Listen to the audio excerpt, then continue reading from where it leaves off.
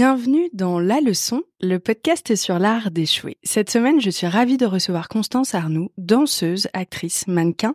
Constance a cofondé avec Anaëlle Malka un média que je trouve génial, l'Éloge, qui donne la parole au spectacle vivant. En parallèle, Constance joue en ce moment le rôle d'Adèle dans la pièce de théâtre Moi je joue en alternance avec Victoria Montfort du 29 juin au 21 juillet au théâtre Archipel à Avignon. Hello Constance. Coucou. J'ai oublié de rajouter que tu es le sosie officiel de Brigitte Bardot. Tu fais le week-end des animations dans des brocantes. Tout à fait. Je suis payée très cher pour des anniversaires d'enfants. Non, alors tu veux que je te raconte un truc très drôle? Bah ouais. C'est que pas du tout en tant que sosie officielle de Brigitte Bardot, mais en tant que sosie officielle de Peppa Pig. Pour la fille de Victoria, justement, dont tu parlais. Elle me dit, je t'en supplie, déguise-toi en Peppa Pig. Je t'en supplie. Et je l'ai fait. Et toi, tu te dis, je suis actrice. Je me dis, le rôle de ma vie, je fais mes cachets, je fais comme je peux. Et donc je mets le costume et je suis arrivée à la salle et tous les enfants ont pleuré. Oh. Voilà. Et Mais de joie? Ah non, de terreur. De terreur, je t'enverrai une photo. J'ai une tête comme ça. C'est horrible. Je fais très peur. Donc voilà, j'ai le meilleur rôle de ma vie. Donc sosie officielle de Peppa Pig plutôt. Je t'avoue. Ça me fait penser avec une pote, Isabelle, qui est dans l'épisode du Pire Date, pour ceux qui ont écouté. Okay. On a une passion, on adore les enfants, hein, donc, mais on a une passion un peu horrible qui nous amènera en enfer pour les vidéos d'enfants terrifiés. Bah, là, attends, non mais après je te montre les photos. Ah mais non mais t'es obligée, putain. Parce que et après, alors pourtant je ne suis plus en Peppa Pig, mais je tiens un enfant dans les bras et l'enfant est désespéré, il pleure, il est rouge, bref, je sais pas. C'est génial. J'espérais avoir un mojo avec les enfants, mais c'est génial. J'espère trop que mes enfants, j'aurai des putain de photos d'eux en pleurs avec le Père Noël. Je trouve que c'est tellement drôle. Ouais, c'est un peu. Écoute, je comprends votre passion commune. On va te rajouter sur notre groupe. Ensemble, toi et moi, on va parler du concours du CELSA. Mm-hmm. Pour ceux qui ne connaissent pas, c'est un concours d'une université publique. C'est public le CELSA? C'est public, en fait, c'est l'école de communication publique rattachée à la Sorbonne. Oui, voilà, c'est ça. C'est très prestigieux. C'est très prestigieux. Moi, j'ai fait des études de com à l'ISCOM et tout le monde en parlait. C'était le Graal en matière de communication. Le Graal. Donc voilà. Toi, tu fais une prépa, c'est ça? Ouais, c'est ça. Je fais une prépa littéraire. Donc une hypocagne et une cagne à Orléans. Voilà, pendant 2 ans. Je peux pas te dire que c'est pas difficile, mais en même temps, quand même, je kiffe. Tu sais, la mémoire est sélective. Hein. Ah ouais. La mémoire est très sélective, donc maintenant. C'est ton accouchement à toi, quoi. Bah ouais, c'est ça. J'ai oublié. Je pourrais presque repartir. Allez. Non, mais je me suis fait des super copines que j'ai toujours, que j'aime trop. J'ai appris plein de choses. J'avais des profs de ouf. C'était hyper stimulant intellectuellement. Franchement, mes 2 années de prépa à Orléans, j'ai trop kiffé. Et tu savais dès le départ que tu voulais faire le CELSA en faisant cette prépa? Oui. Enfin, en tout cas, c'était bien dans ma tête. Je me disais, ok. De toute façon, tout était très tracé. Ouais. J'allais, dans ma tête, hein, bien sûr. J'allais faire ma prépa, rentrer au CELSA, faire ma première année de master j'avais déjà trouvé l'échange en Italie que je voulais faire à Milan, à la Scala, en management des institutions culturelles. Enfin, tu vois, tout était. Et puis faire Peppa Pig, enfin, c'était. Mais mon objectif, tu sais, parfois on dit il faut avoir un cap dans la vie. Comme ça, tu s'ouvres dans le bon sens. Bah, Peppa Pig, c'était vraiment mon phare. Tu vois, c'était vraiment mon phare à moi. Et donc tu bosses. Je sais qu'il y a ce truc-là en prépa où ça avance tellement vite. T'es tellement dans un objectif de travail. T'as peu de vie à côté. Ouais. Que tout va à une allure de dingue en fait. Et t'as pas réellement le temps d'y réfléchir, c'est ça? Bah. Oui, je pense qu'en tout cas, t'es un peu matrixé. En réalité, t'es dans un tunnel de travail permanent. Après, franchement, j'ai des super souvenirs quand même avec mes copines. J'avais une copine qui habitait juste en face de chez moi, donc on mangeait ensemble tous les soirs. Oh, sympa. J'en ai une, je minorais la classe de latin tellement j'étais nulle.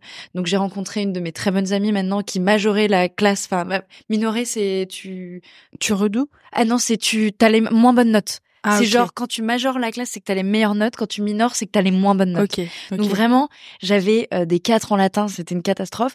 Et Clotilde, qui était dans ma classe, vraiment explosait le game et avait les meilleures notes. Donc elle me donnait des cours de latin le soir et c'est devenu une de mes super copines. Donc tu vois, c'est des petits souvenirs comme ça qui étaient sympas. Bon, en tout cas, effectivement, j'étais dans un tunnel et je me disais, à la fin de l'année, je passe le concours du CELSA. Voilà. Le fait est que j'étais un peu au bout de ma vie et en manque de confiance en moi totale à la fin de ma cagne. Et je me suis dit, je ne vais pas le faire. Je ne passe pas le concours. Attends, il y a cagne et hippocagne, c'est ça? Hippocagne, c'est l'inverse. C'est la première année. Ah oui, excuse-moi. Non, mais alors, vraiment, n'a pas fait de prépa. tu sais que, non, mais vraiment, tu sais que souvent les gens disent, t'as fait cagne, hippocagne. Ouais. Très souvent. Hippo, alors vraiment, c'est parce que je l'ai fait que je le sais, c'est pas du tout évident. Hippo, ça veut dire en dessous. Ah, d'accord. Ok. Hippo, cagne, c'est première année et cagne, voilà. Bah, t'as retenu un petit truc en latin. Voilà, en grec même, je crois. Ah, mais ouais. je suis pas sûre de ce que j'avance. Je veux pas, voilà. Mais en tout cas, Ok. voilà. Donc ça, c'était plutôt des bons souvenirs. Et j'arrive à la fin de ma prépa et je ne passe pas le concours du CELSA. Je me dis oui, mais il y a un super master. Oh non, il y a une super licence à la Sorbonne de management, de médiation culturelle, même de médiation culturelle, option musique et danse. C'est vraiment ce que je fais. Donc je pars. Je me dis surtout que j'ai envie d'être à Paris, honnêtement. J'ai envie de monter à la capitale. Ouais, je comprends. Voilà. Bon. Et c'est fou parce que tu pourrais te dire que t'es dans une telle lancée de préparation au concours, tu peux tout de suite aller sauter dans... T'as un peu la trouille peut-être de sauter vers ton rêve tout de suite? Je pense que j'ai la méga trouille et j'ai tellement peur de l'échec. On en revient là, mais j'ai tellement peur de l'échec que je me dis ouais, mais non, mais en fait j'ai pas vraiment envie. Tu vois, tu t'autorises pas trop. Tout ça pour passer 4 mois à la fac et me dire bah, pas du tout, pas du tout. Je vais préparer le concours. Et du coup, je fais 4 mois à la fac et après je récupère les cours à la fac pour passer mes examens et avoir ma licence, mais je vais plus du tout en cours et je vais à la bibliothèque Sainte-Geneviève, tu sais, en face du Panthéon, tous les jours avec des petites fiches d'une copine qui avait déjà fait une prépa CELSA, machin, et j'apprends tout. Et je lis tous les bouquins de la liste et voilà. Donc je prépare le concours seule, avec quand même les 2 ans de prépa avant, évidemment, qui m'avaient aidée. Et je passe le concours et j'ai l'écrit. Et ça, c'est déjà génial. Hein. Bah, en tout cas, c'est énorme. C'était inattendu, tu vois, en mode ok, trop bien. Ouais. Voilà. Donc j'arrive là et je passe mon oral. Je recontacte même ma prof de lettres en lui disant voilà, je suis admissible au CELSA. Est-ce que vous pouvez me faire passer des oraux blancs? Donc je vais à Orléans pour passer des oraux blancs, tout ça. Je suis prête. Franchement, je suis méga prête. Je sais, je te dis, c'était très tracé. Je sais ce que je peux faire. Et j'arrive à l'oral et pas du tout. C'était un enfer. C'était horrible. Tu peux nous raconter ce qui se passe? Ça doit être hyper intimidant. Non, bah c'est déjà, je rentre dans la salle et je dis qu'est-ce qu'ils me disent? Bonjour. Hein. Mais non, mais alors je dis un truc, mais justement que c'est limite s'ils me disent, je rentre pas à la salle, ils me disent pas asseyez-vous et je dis asseyez-vous quoi. Enfin, tu vois, je suis vraiment, je suis dans un état de stress mais terrible. Voilà. Et surtout au début, en fait, normalement d'un entretien, enfin j'avais fait mes entretiens blancs comme ça. Ma prof de lettres m'avait dit vraiment, vous faites votre présentation pendant 2-3 minutes et comme ça vous posez les cartes que vous voulez qu'ils retournent pendant l'entretien. Ah, intéressant. Tu plantes tes graines, tu veux qu'ils poussent pendant l'entretien. Et j'arrive et en fait je suis con, je sais pas ce qui me prend. Ils me disent en gros, bon, pourquoi vous êtes là? Et je me dis, putain, il me pose une question, je peux pas faire ma présentation. Alors que c'était juste ça chamboule tout ton truc. Ça chamboule tout mon truc, alors que juste, j'aurais pu récupérer la question pour faire une petite presse et puis dérouler ce que j'avais à dire. Et ça me déstabilise dès la première question. Et surtout, le pire du pire du pire, j'y pense encore, ça résonne encore en moi fort aujourd'hui, c'est que, je sais pas, au bout de 5 minutes d'entretien, le mec me regarde et me dit, mais vous seriez pas un peu superficiel? Oh, putain. Et là, un lapin pris entre les phares, comme ça. Et je bafouille. Je sais pas quoi dire. Mais les gens qui sont proches de moi pensent pas du tout ça de moi. Je sais plus ce que je dis, mais vraiment un lapin pris entre les phares qui ne sait pas quoi répondre. Non, mais c'est abominable comme question. Mais oui, mais ils veulent juste te déstabiliser. Ils peuvent te dire tout et n'importe quoi en entretien, juste uniquement pour voir comment tu réagis. Et là, je sais plus ce qu'était la question précédente, mais Bref. En tout cas, ça me déstabilise complètement et là c'est la dégringolade quoi. Je maîtrise plus du tout mon entretien, c'est une catastrophe. Ah ouais, je comprends ce truc-là où comme t'es déstabilisé, t'essayes de te rattraper, en fait, tu empires tout ce que tu fais à mesure que ça se passe. Surtout, tu penses qu'à ça. Tu penses qu'à ça et tu te dis bon.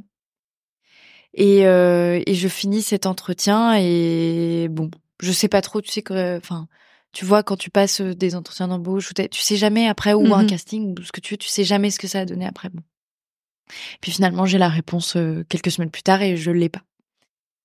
Et je me dis, ok, c'est vraiment trop important pour moi, c'est vraiment trop le rêve de ma vie de rentrer dans cette école.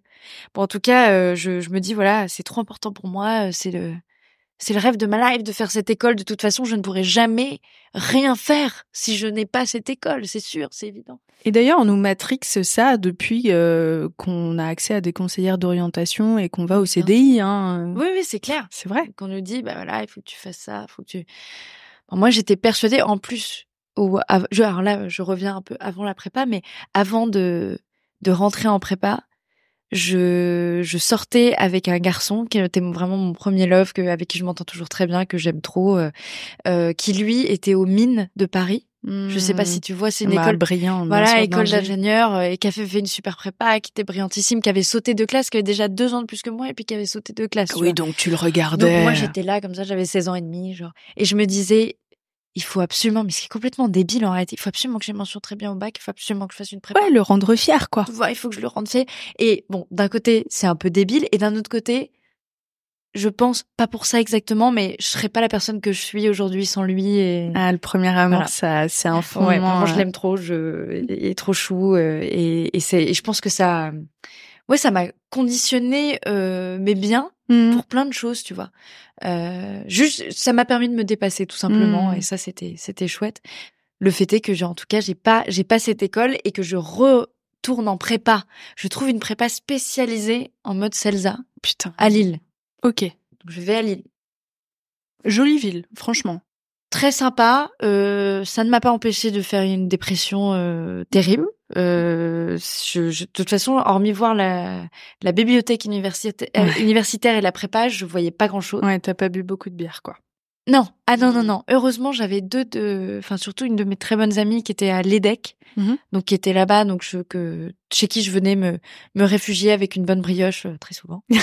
Mais voilà, et je passe vraiment pas une bonne année. Là, pour le coup, autant j'ai bien vécu mes 2 premières années de prépa, autant là, je n'ai aucun bon souvenir. Et qu'est-ce qui se passe? Pourquoi est-ce que tu tombes dans cette dépression? Est-ce qu'il y a un élément déclencheur? Je pense que je suis pas sur la bonne route. Hein. Ah ouais, ok. Généralement, quand même, quand t'es pas bien dans ton corps, dans ton esprit et tout, c'est que il y a quelque chose qui cloche dans dans ta life. Ça paraît assez évident de le dire comme ça, mais il y a quelque chose, et parfois tu veux pas le voir, tu vois. Tu te dis, mais je comprends pas, tout va bien, mais je me sens pas bien, pourquoi? Et là, c'était un peu ça. Bon, effectivement, je travaillais beaucoup, il faisait à peu près ce temps pourri tous les jours. Nous sommes en janvier à Paris, voilà. Et le temps a décidé d'être complètement naze juste pour ta venue. Vraiment aujourd'hui. Nul. Ouais, non, c'est clair. Donc là, c'était à peu près cette DA tous les jours. Ouais. C'était pas fou, je t'avoue. Toi aussi, t'as un petit souci de dépression hivernale parce Tout à fait, absolument. Donc là, j'ai pas kiffé. Et le concours était en mars, donc vraiment le bootcamp final, c'était janvier-février. Ok. Donc vraiment les 2 meilleurs mois, les 2. Ah ouais. Et je sais plus quand, je pense en fin janvier. Je me souviens que je vais dans le bureau du directeur et je lui dis, écoutez, je suis vraiment trop mal, je quitte la prépa, je pars. Putain. Et je pars et je fais 1 mois chez moi, à Tours, chez mes parents, à la bibliothèque tous les jours, où je travaille, je révise, mais je suis dans un état d'esprit tellement merdique, honnêtement, où je sais même plus pourquoi je fais ça, je le fais pas pour les bonnes raisons. Le problème, c'est ça aussi. Parfois, finalement, peut-être que t'es sur la bonne direction, enfin sur le bon chemin en tout cas, dans la bonne direction, mais tu fais pas ça pour les bonnes raisons, donc tu t'épuises, quoi. Ouais, moi j'aimerais revenir sur ce truc du corps qui sait, ton subconscient qui sait avant ton conscient. Oui. Tu le disais, alors ça paraît bateau, mais en fait, c'est lunaire à quel point on a des indications en permanence dans notre vie qu'on refuse d'écouter parce que on s'est mis en tête une chose, parce que c'est dur de changer, parce que le changement, ça fait peur. Il y a 10 000 raisons. Ouais. Et dans tous les domaines, le domaine amoureux, en amitié, les gens que tu rencontres pour le business, qui ont l'air, mais sûrement des super personnes, sauf qu'il y a une sorte d'énergie qui passe pas. Ouais. Et tu sais pas pourquoi. Tu sais pas pourquoi, et tu dis, il y a pas de raison, donc c'est dingue, hein. C'est dingue. À quel point ton corps, notre corps parle pour nous avant. Et honnêtement, je te fais une petite confidence, c'est que je traverse complètement une période comme ça actuellement. Ah ouais. Où je suis à la phase donc d'avant où je sens qu'il y a quelque chose qui va pas, mais je comprends pas ce que c'est. T'arrives pas encore à l'identifier. Non. Ok. Écoute, on se reverra dans quelques mois, quelques années plus tard, je te dirai. Je trouve ça terrible, ces périodes de stagnation qui sont nécessaires, mais tu ne sais pas. Terrifiant et vertigineux. Parce que, honnêtement, quand je regarde la big picture, je suis là, je fais ce que j'ai envie de faire, tu vois. Profondément, Enfin, je suis en empathie parce que je crois que je suis en train d'à peu près sortir de cette période-là, mais ça a été long, quoi. Ouais. Je pense que c'est le moment où t'es dans le brouillard et tu ne comprends pas ton état. Et ça, à la limite, la phase d'après, qui est difficile aussi, mais où tu comprends, il faut se mettre à prendre des décisions. Mais ça soulage limite, hein. Bah, c'est difficile, mais au moins t'es dans l'action, quoi, tu vois. Ah ouais. Ouais. Et souvent, je sais pas si toi t'en es là, mais Alors moi, j'ai l'impression que je me suis remotivée. Ça fait 6 ans que je suis sur la leçon, et l'année dernière, au niveau perso, c'était pas une super année non plus, donc j'avais peut-être pas l'énergie pour, mais j'étais complètement paumée, et oui, ça marchait bien, les audiences, etc. Sauf que moi, je commençais à me dire, mais qu'est-ce que je fous là, tu vois. Ouais. J'avais perdu la flamme, et en fait, ce dont je me rends compte, c'est que cette période de stagnation que je trouve horrible, moi qui suis quelqu'un qui se bat, qui suis dans l'action, tu vois. Voilà. Et ben en fait, t'es en train de planter plein de petites graines et tu t'en rends pas encore compte. Merci. Non mais vraiment. C'est-à-dire que cette période de merde là, elle est en train de faire émerger en toi des trucs qui vont te pousser à en sortir. Parce qu'il y a un moment, t'auras plus le choix. Ouais, tu vois. C'est vrai. Mais malheureusement, t'es obligé d'en passer par là. C'est chiant. Et c'est chiant et c'est long, et surtout c'est effectivement comme toi, je pense que, et comme plein d'autres personnes, mais j'ai vraiment besoin d'être dans l'action en permanence, parce que sinon j'ai l'impression de stagner, et en fait parfois faut accepter donc il y a des périodes où t'avances pas, ou alors où tu as pas l'impression d'avancer, et tu n'as pas l'impression d'avancer. Tu plantes des petites graines, comme tu dis, j'en suis persuadée, mais... Et ça va être choquant parce qu'en l'espace d'une semaine, tu vas avoir 4 propositions tout d'un coup parce que l'énergie aura changé et tu ne vas pas comprendre, tout va se présenter à toi. Ouais, en l'espace d'une semaine. Ouais. Ça va être complètement paniquant parce que tu auras perdu cette habitude-là. Donc tu vas être là en mode, mais je peux pas dire oui. Je comprends pas. Alors que ça fait un an que tu en rêves, tu vois. Ouais. Tu vas voir, je suis sûre que ça va se passer comme ça se passe toujours comme ça. Bah écoute, j'espère, en tout cas, dans les périodes comme ça, tu te raccroches un peu à ça en disant bon voilà, et surtout j'ai déjà vécu peut-être un petit peu des périodes comme ça, donc de toute façon la vie c'est des cycles. De ouf. C'est des cycles. Et là c'est plutôt effectivement un cycle comme j'ai vécu à ce moment-là où je comprenais pas que j'étais pas dans la bonne direction. Et du coup tu t'acharnes à aller vers un truc qui finalement te correspond pas vraiment, mais tu comprends pas. Et en plus, tu dis que t'as quand même donné 3 ans de ta life pour ça. Ah bah ouais. Donc tu vas pas abandonner en chemin. Et que tu peux pas décevoir, et que qu'est-ce qu'on va penser de toi, et que, enfin bref, et tu vas décevoir tes parents, et tu vas décevoir ton ancien amoureux, et tu vas décevoir les gens autour de toi, et les gens auraient eu raison de dire que de toute façon, parce que ça c'était le grand truc, c'est quand je suis arrivée, de toute façon c'est le grand truc de ma life, mais quand je suis arrivée en prépa, c'était vraiment qu'est-ce qu'elle fout là, cette espèce de blondinette, blondinette à boucle. T'étais un peu trop jolie, Bah, c'est même pas une histoire de physique, c'est une histoire de j'ai toujours bien aimé effectivement les fringues, me coiffer, me maquiller, être un peu pimpax et tout. Et c'était mais tu vois, je pense que ça passait pas, quoi, tu vois. Parce que je comprends, on nous inculque tellement ça, on est tellement matrixé, tu vois, le corps, l'esprit, que bon, même moi parfois je me sens matrixée par ça en me disant oui, mais est-ce que réellement je peux avoir quelque chose à dire si en réalité, c'est complètement absurde, hein, mais si en réalité je suis quand même attiré par des choses plus superficielles. Enfin, tu vois, Je comprends que Ouais. t'aies besoin à côté d'avoir ton média et je pense que ça doit t'aider aussi toi-même à vaincre ce syndrome de l'imposteur que Ouais. t'es en train de me décrire. Ah oui. Ça te permet d'être dans l'action, d'avoir le contrôle et de faire quelque chose qui est intelligent, hein. Il y a du contenu et de la création. Bah oui, Hyper complètement. chouette. Et en même temps, il faudrait pas que ça soit le but.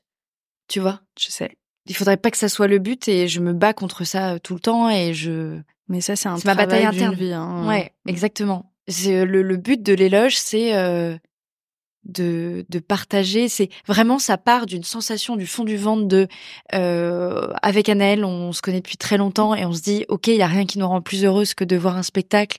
Ça peut te créer des sensations tellement, encore une fois, que tu maîtrises pas, juste de bonheur, d'euphorie, de mélancolie, de tout. C'est tellement fort que comment on fait pour que les gens ressentent ça? Ouais. Comment on fait pour les mettre dans des salles et que leur transmettre ça aussi? Donc ça part de là et puis en fait, finalement, tu te rends compte au bout de 3 ans que il faut pas dévier, tu vois? Il faut pas avoir des objectifs qui sont peut-être enfin, comme on dit, de légitimité ou Je de comprends. preuve ou de ça n'a du coup tu perds ton sens, quoi. Ouais, de ouf. Et je pense que c'est très humain aussi, par moment, d'être un peu sur le fil de ça. Ouais. Et je crois que ça prend du temps et qu'il faut que tu sois un peu douce avec toi-même parce que tu fais déjà de ton mieux. Donc, t'es à ce moment-là, tu rentres chez tes parents à Tours, c'est ça? Ouais. Et tu bosses comme une acharnée, mais avec du gris à l'intérieur du cœur. Du gris à l'intérieur de tout. Je suis vraiment je suis en off, quoi. Je suis en off, j'ai plus tout à l'heure tu parlais de petites flammes, j'ai plus de petites flammes pour rien. Je sais même pas pourquoi je fais ça. Je suis là, je travaille, j'apprends mes fiches. Je sais pas pourquoi je fais ça, mais en revanche, je pense que j'y vais et que je suis prête. Honnêtement, je pouvais pas être plus prête que ça.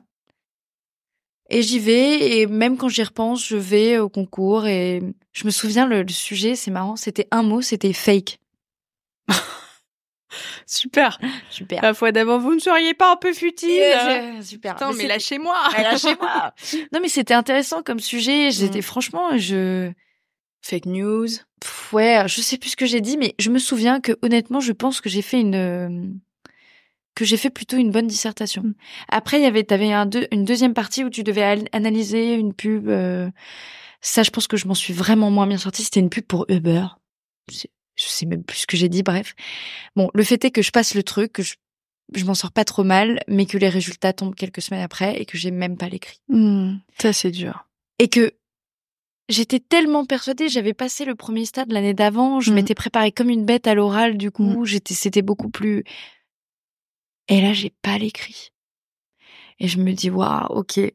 Donc là, t'as la phase de déni, enfin vraiment, c'est les phases du deuil, hein. T'as la phase de déni, mais qui est longue, où j'envoie des mails à tous les profs du CELSA. Ah ouais? Je suis comme une ouf, je me pointe à l'école, je veux absolument avoir enfin, pas comme une furie, mais juste je renvoie des mails gentils en disant, juste j'ai besoin d'avoir un retour, j'ai besoin de rencontrer quelqu'un d'entre vous qui me fait un retour sur ma copie, qui me fait un retour sur mon oral l'année dernière. Je comprends pas, je suis perdue, quoi. Il y en a plein qui me répondent hyper gentiment en me disant il faut pas lâcher. Je dis mais même si je passe 10 fois le concours, pour ce qui est n'importe quoi, t'as le droit de le passer 3 fois de toute façon. Mais c'est touchant l'énergie que tu mets là-dedans.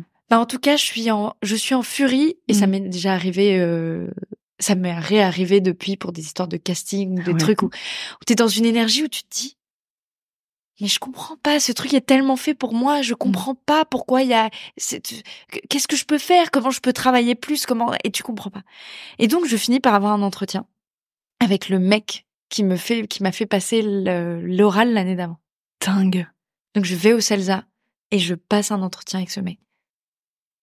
Je me souviens même plus de son nom, mais bref. Donc j'y vais et il me dit, je suis désolée, je peux pas vous faire un retour sur votre copie parce que je sais plus pourquoi, mais bref. Mais en revanche, je peux vous sortir les notes que j'ai prises sur votre entretien l'année dernière. Ok. Donc je me retrouve face à lui et il passe en revue les trucs. J'avais eu 12. C'était pas... C'est bien. J'ai pas eu 4, tu vois. Ouais. Bon. Et il me fait plutôt un retour en me disant, voilà, honnêtement, vous aviez l'air passionné d'avoir un projet professionnel précis, mais le fait est que bon voilà, il y a peut-être un candidat ou une candidate qui est passé juste après vous et qui a fait un petit peu mieux et voilà quoi. Je fais OK et puis il passe dans ses notes et il doit à un moment dire pas le mot superficiel ou je sais plus mais je dis c'est moi est-ce qu'on peut s'arrêter là-dessus parce que ça m'empêche de dormir la nuit depuis 1 an. Ouais. Est-ce qu'on peut et il me dit ah mais là ce que je vois c'est que vous aviez pas assez étayé votre réponse. Et que je trouvais que votre réponse était un peu superficielle, quoi. Et alors là, je me suis dit, est-ce que c'est qu'il m'a dit que j'étais superficielle? Ou est-ce qu'il m'a dit que ma réponse était superficielle et j'ai entendu que c'était moi? Honnêtement, j'ai toujours pas la réponse, je ne sais pas. C'est dingue de voir Mais fossé immense entre ce que t'as ressenti sur le coup, ouais, ce qui a été dit. ce qu'il a vu de toi. Donc, le peu de confiance dans lequel ça t'a mis, alors que lui a trouvé que tu tenais vraiment la route, que bah oui, il y avait mieux cette année-là, et c'est un concours, donc c'est un peu comme en médecine où on prend la meilleure personne, mais que c'était bien ce que t'as fait et que... Bah, que c'était OK, quoi. Tu vois. Après, il m'a fait des reproches un peu absurdes, mais maintenant, je trouve ça absurde. J'avais dit catchy pendant l'entretien. Ils ont dit, voilà, ça nous a déchauffé. D'accord. Et l'année d'après, ils mettent le mot fake. Ouais, c'est bien. C'est intéressant. Bien. Non, mais il était là, ouais, catchy. C'était pas terrible de dire ça. Et puis, à un moment, ils m'ont demandé pourquoi j'avais envie de rentrer au CELSA. J'ai dû dire plusieurs choses, dont, honnêtement, c'est une école très prestigieuse et j'adore. Il dit, on dit pas ça en entretien, ça se fait pas. Il me dit que, en fait, j'ai été complètement déstabilisée par un truc qui était pas si grave et finalement, ça en dit plus ça dit des choses sur moi et ça dit rien sur eux. Ils sont, bon. Et, bref, on parle pendant 1 heure comme ça et à la fin, il me dit, il me semble, encore une fois, est-ce que c'est mon esprit qui je ne sais pas, mais ce dont je me souviens, c'est en gros, je passe le pas de la porte et il me tape un peu sur l'épaule en me disant il y a des erreurs de casting et c'est comme ça. Oh putain. Et je me dis bon bah OK. Donc là, c'était la fin de ma phase de déni. Ah non, c'est hyper frustrant.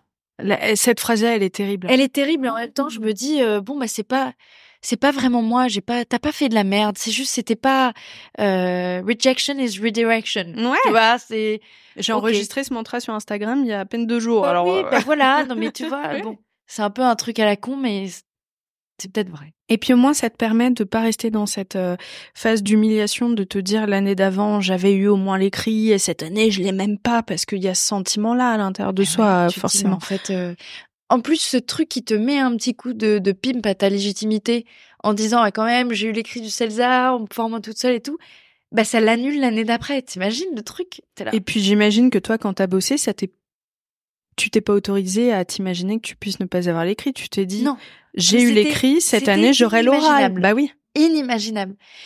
Surtout que j'étais méga plus formée. J'avais mes 2 ans de prépa derrière, mon année en médiation culturelle, un projet professionnel très précis, une année où je m'étais formée vraiment que au concours du CELSA. Il y avait aucune raison. Et là, c'est la clacasse, quoi. Et du coup, bah, je me dis, OK. Là, il faut que je me mette vraiment les mains dans le cambouis, que je travaille en fait, que je sois sur le terrain, que je me rends compte réellement de ce que j'ai envie de faire. Finalement, je me dis que j'ai super envie de faire ça, mais ça se trouve je vais être sur le terrain puis je me rends compte que pas du tout. Donc alternance. Chambé. Voilà. Je me dis OK, je trouve une école qui veut puisqu'on est tard dans l'année. Oh là là. On est tard dans l'année. On est à quelle période à ce moment-là? Mi-juillet. Mais c'est surtout, moi, je me dis, à ta place, je sors, donc le gars me tape sur l'épaule, ok, super, je suis là, bon, bah... Et maintenant, c'est maintenant, so what, quoi. Parce que toi, tu t'es pas dit, je veux faire tel métier, tu t'es dit, je veux faire telle école. Bon, j'ai 21 ans et je suis là, ok, mais mon objectif de vie, c'était le CELSA, maintenant je fais... c'est ça. And now, so what? Je suis qui, déjà, parce que ça t'enlève ton identité. Ouais. C'est là où tu te dis que c'est lunaire quand même, les étiquettes qu'on se met sur le dos de mon identité c'est le CELSA, tu te rends compte? Oui, non mais n'importe quoi. Après, ce qui était chouette, c'est que quand même, je me souviens qu'à l'époque, j'étais en stage. Quand même, j'avais fait juste après, je m'étais dit, justement, j'avais anticipé la douleur des réponses. des concours parce que j'en avais passé d'autres. Okay. J'avais passé des Sciences Po, je les avais pas eu. J'avais demandé des masters, c'était toujours en suspens à ce moment-là. J'attendais toujours la réponse, donc je savais pas. Mais je me dis ok, pour faire passer la pilule, il faut que je sois dans l'action, il faut que je fasse un stage. Donc j'étais genre en stage de com. Super conseil ça pour le coup. Hein. Ouais, vraiment juste d'être dans le concret du métier que tu veux faire. C'était un petit truc, tu vois, mais je m'entendais bien avec le mec qui me faisait faire mon stage. Je faisais des soirées, je rencontrais des gens. Donc je pense que ça a fait un peu plus passer la pilule. Et puis Charles Pépin le dit, la construction de la confiance en soi, c'est dans le faire. C'est dans le fait d'être dans l'action, de créer du concret. Il parle même du fait, tout simplement pour quelqu'un qui a perdu toute confiance en lui, de juste faire de la poterie ou tu vois, de renouer avec quelque chose avec des autour du faire. et de manufacturer quelque chose. Exactement. Mais c'est trop marrant que tu parles de Charles Pépin. C'est vrai que j'en ai pas du tout parlé, mais alors ça a été un grand truc. C'est que quand j'ai raté mon oral la première année, donc déjà j'étais au fond du trou. Normal. Le moment, en plus je l'ai appris vraiment sur un quai de RER, sous la pluie, seul, loin, vraiment loin. Donc c'était horrible. Et mon père m'a acheté les vertus d'échec de Charles Pépin. Et j'avais ça m'a trop aidé. Donc complètement, parfois de renouer juste avec.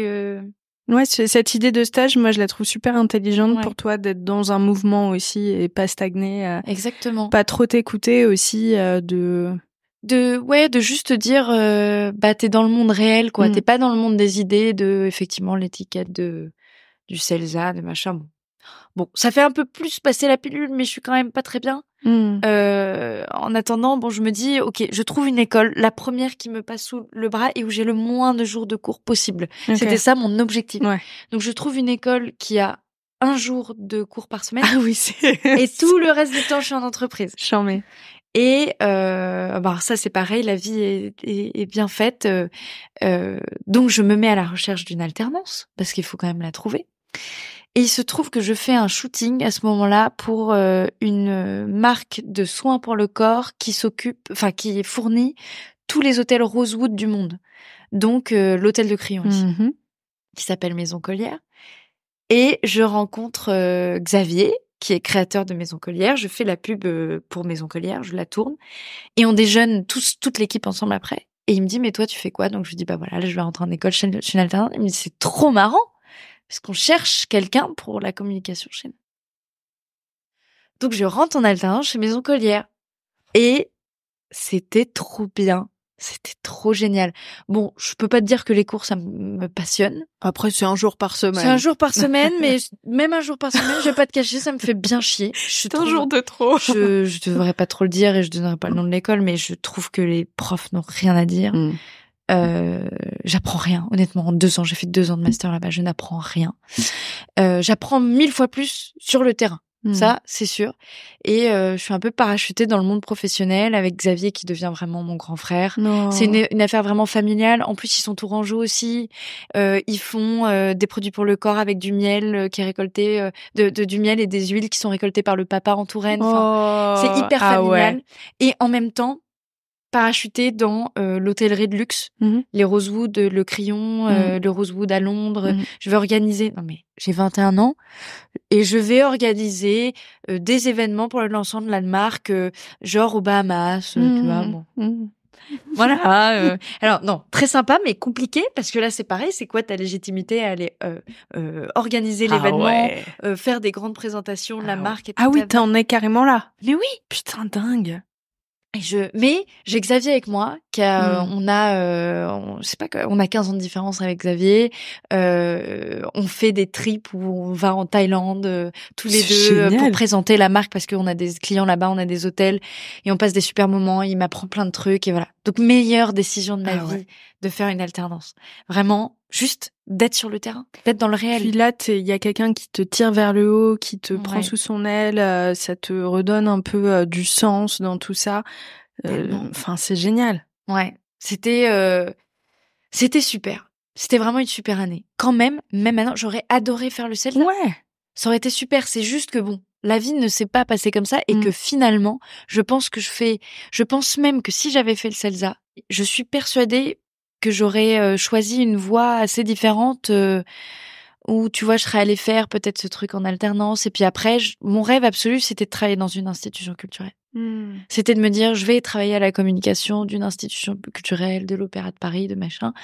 Et actuellement, du coup, ces postes-là, c'est les postes avec lesquels on est en dialogue. On travaille avec les loges. Oh, c'est magique. Et donc, ce qui est super. Magique. Et je me dis, je pense que quand même, je suis plus heureuse en ayant créé en tout cas, mon entreprise, notre entreprise avec Anaël et Zobra, et de travailler avec ces gens-là. Mais je suis pas sûre que j'aurais été très heureuse de faire ce job-là. Ah ouais, je comprends. Et puis ça t'oblige à prendre des chemins de traverse et à être dans la débrouille, à faire plein de choses à la fois parce que t'as pas le diplôme qui te permet d'avoir la voie toute tracée. Ouais.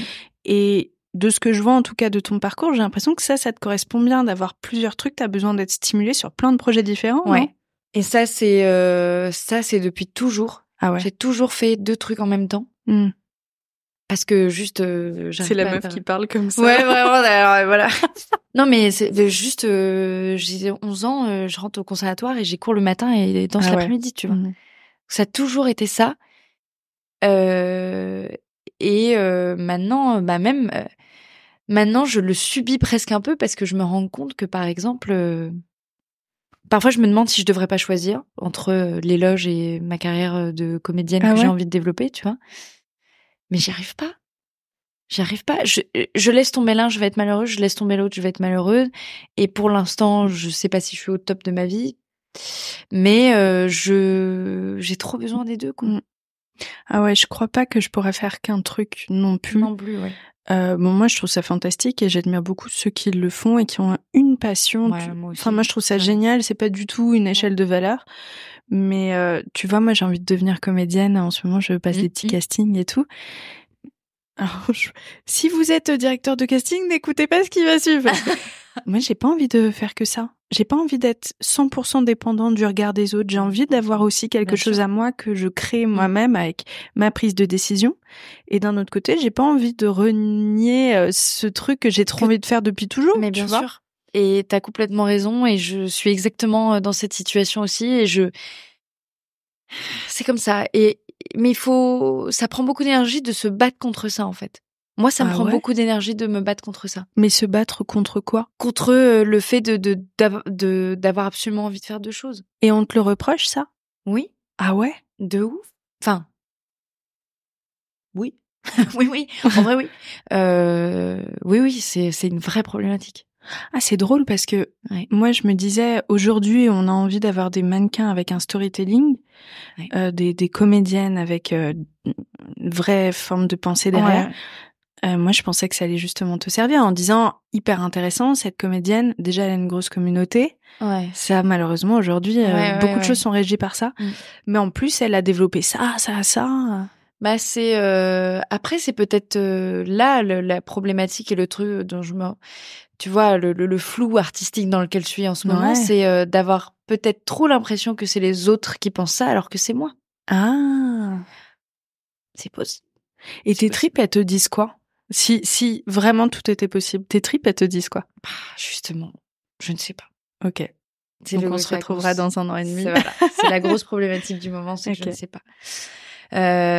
Faut laisser tranquille. Voilà. Moi, j'avais envie de tout accélérer, j'étais paniquée, j'étais assez horrible de pas savoir. Et puis moi, je suis quelqu'un d'action, je sais toujours. Et en fait, malheureusement, tu ne peux pas aller plus vite que ça. Il faut laisser cette période passer. Exactement. Je pense que tu as complètement raison et j'essaye. Bon, il y a des choses c'est chiant, hein. C'est chiant et bon, j'ai quand même quelques certitudes qui me restent, heureusement, auxquelles je me raccroche.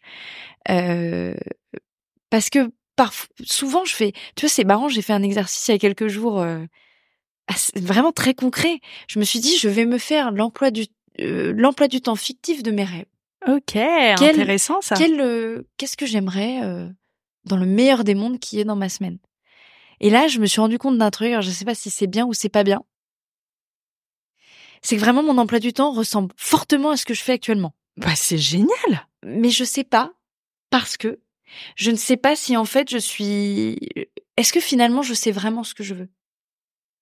Alors là, je te suis plus là. Est-ce que l'emploi du temps de mes rêves, est-ce que calque pas trop finalement sur tout simplement ce que je fais actuellement, en étant persuadée que c'est ce qui me convient. Ok.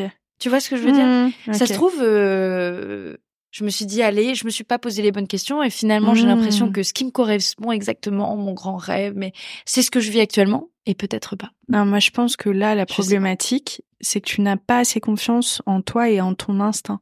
Parce que si ta première réponse la plus spontanée c'est ça, et que la deuxième c'est de te dire oh là là mais attention machin, ça ressemble fortement à tes peurs qui viennent troubler tout ça, en te disant est-ce que t'es bien sûr, parce que est-ce que t'es quand même capable de penser par toi-même? Non mais c'est peut-être, tu as raison. En tout cas, je complètement. Ça va s'éclaircir au bout d'un moment. Il faut accepter le brouillard. Ouais, mais c'est long en attendant. Hein. Je voilà. peux que compatir. Exactement. Ok, je vais te poser une deuxième question parce qu'en plus c'est intéressant. On est en début d'année, manifestation, tout ça. Le cap, Peppa Pig. Enfin, on est bien, tu vois. C'est vraiment. La boucle est tellement bouclée. Moi, je vais me faire cet emploi du temps de rêve là. Je vais me le noter et je vais me le mettre dans ma chambre comme ça. Je vais le visualiser. Je trouve que c'est smart. Bah, je pense que c'est une sorte de vision board un peu, tu vois. Bon, moi j'aime bien tous ces trucs un peu. Oui, moi aussi, je suis grave là-dedans. J'aime bien. D'ailleurs, faut qu'on mange notre cupcake Velvet après. Oui. Je suis en train d'y penser. C'est le deuxième truc que j'aime beaucoup. C'est le deuxième truc qui était important, complètement. D'accord. Ok, je vais te poser une deuxième question. Comme ça, quand ça t'arrivera, je pourrais dire ouais, j'ai eu l'exclu et tout. Tout est possible. Tout est possible. T'as De Niro au hôtel. Enfin, vraiment, tout est possible. C'est quoi ton rôle de rêve? Oh, tu veux dire avec qui, réalisé par qui? Ouais. Alors, je rêverais de faire un rôle d'époque. Un rôle d'époque, ça serait super top. Mais je sais pas si c'est jouer avec elle un jour, mais en tout cas, je sais que mon rêve, c'est d'être en contact avec Virginie Fira et de faire quelque chose avec elle. Je trouve que cette femme exceptionnelle. Vraiment, il y a rien à dire. Non, mais c'est la seule femme qui me ferait changer de bord. Moi, je le dis, mais vraiment. Ah ouais, bah je comprends. Je la trouve, mais d'une beauté. Elle est d'une beauté, d'une simplicité, d'une accessibilité. Hyper drôle, donc hyper smart. Ouais. C'est les Belges. C'est les Belges. Ouais. Mon mec mais est belge. Elle est quand même. Non, mais elle est extraordinaire. Franchement, il y a rien à dire. Moi, c'est une inspi quotidienne, Virginie Fira.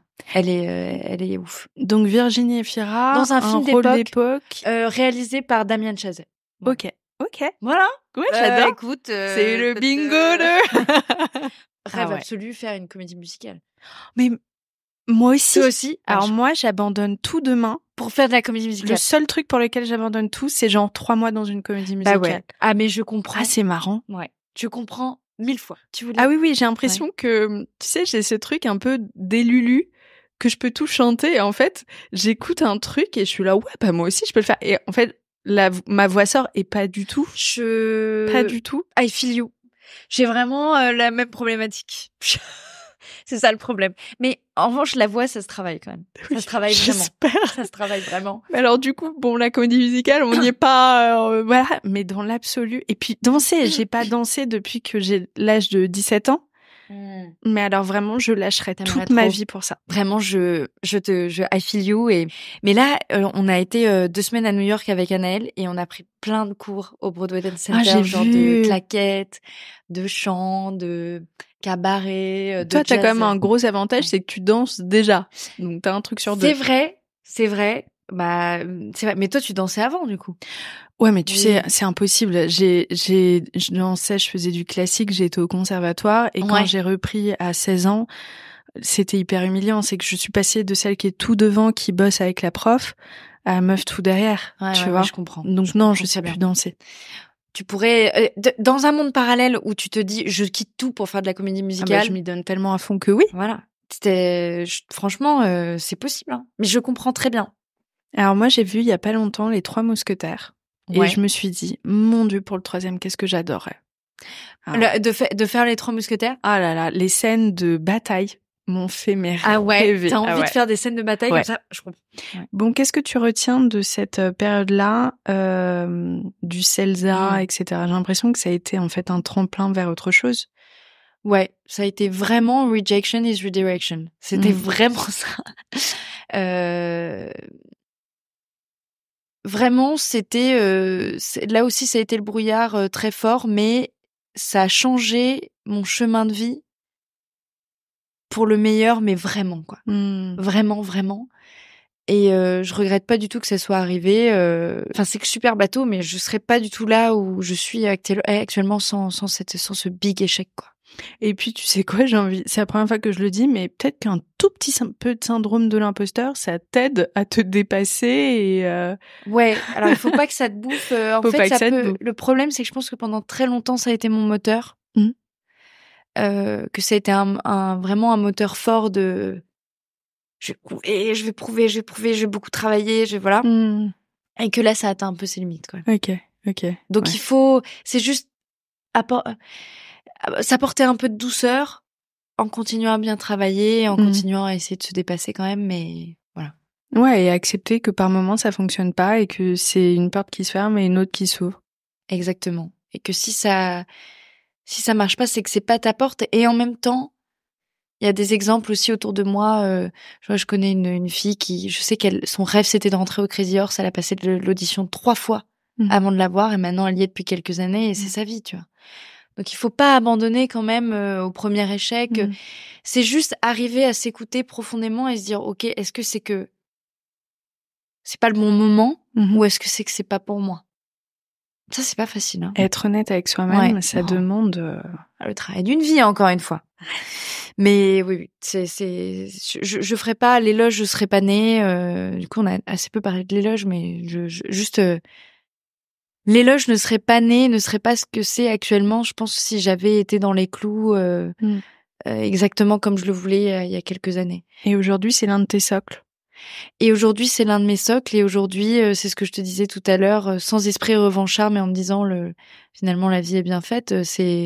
On reçoit régulièrement des candidatures spontanées pour intégrer l'équipe rédactionnelle de l'éloge et très souvent c'est des CV de personnes qui viennent du CELSA. Dingue. Je me dis voilà, c'est chouette, il y a finalement la boucle est bouclée, quoi. Et je les refuse toutes parce que comme ça je leur montre ce que ça fait d'être rejetée. Pas du tout. Horrible. Alors, critère pour être triste, c'est l'éloge. Ne pas avoir fait le CELSA. Non, pas du tout. Non, au contraire, je me dis, c'est trop hyper chouette touchant. et voilà. C'est bien. Peut-être qu'à un moment, je serai là à donner une conférence au CELSA sur l'éloge en disant, voilà, écoutez, je sais pas, peut-être ça arrive. Ah ouais, j'espère. Bon, t'es tout sauf utile, en tout cas. Et on va terminer sur ces belles paroles et on va manger notre petit cupcake. Je n'attends que ça. Je t'avoue, j'attends que ça. Ouais, je comprends. Moi aussi, j'étais là, putain, elle va terminer sa conclusion, là. Allez, le cupcake. Merci beaucoup, Constance. Merci à toi. J'espère que cet épisode vous a plu. Pour suivre les coulisses du podcast, n'hésitez pas à me follower sur Instagram, @Paulette_Grisoni, sur Twitter, podcast LL en majuscule, ou sur Facebook, La Leçon Podcast. On se dit à très vite pour un nouvel épisode.